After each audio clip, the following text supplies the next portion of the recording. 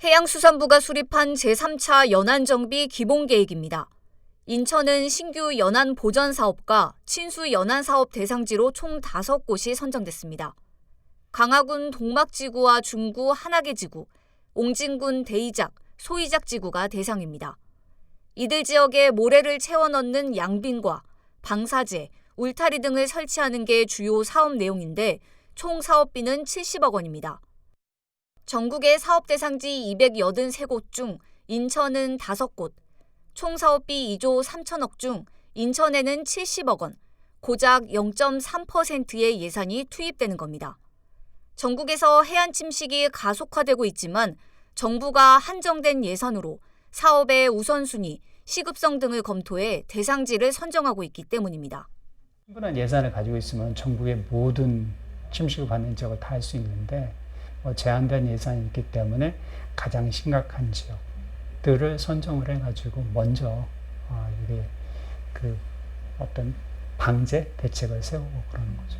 제방까지 들어와서 이렇게 파괴가 돼서 우리 생활에 피해가 있지 않는 한에 있어서는 그렇게 심각하다고 생각 안 하게 되는 거죠.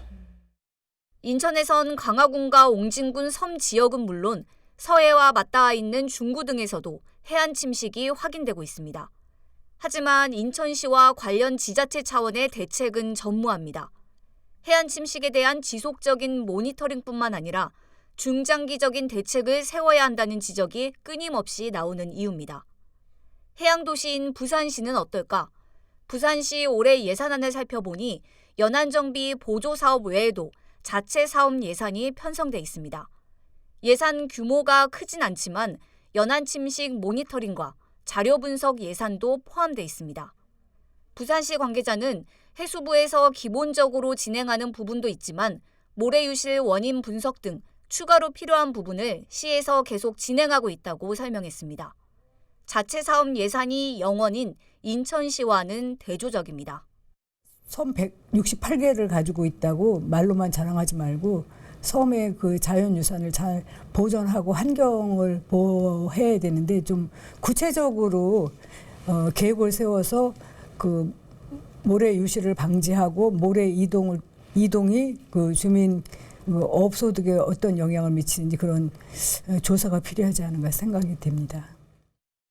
2021년 기준 연안 인구는 총 1,399만여 명, 전체 인구의 26.9%를 차지하고 있습니다. 인천은 60만 명이 넘어 부산과 경남, 전남에 이어 4번째로 많습니다. 해안 침식 문제는 환경 문제뿐만 아니라 주민들의 안전, 생계 문제까지 야기하기 때문에 지자체들이 더 이상 뒷짐을 지고 있어선 안 된다는 지적입니다. 우선은 지금은 임시 방편으로 포설 정도만 하고 있는 건데 이거는 근본적인 대책이라고 볼 수 없고요.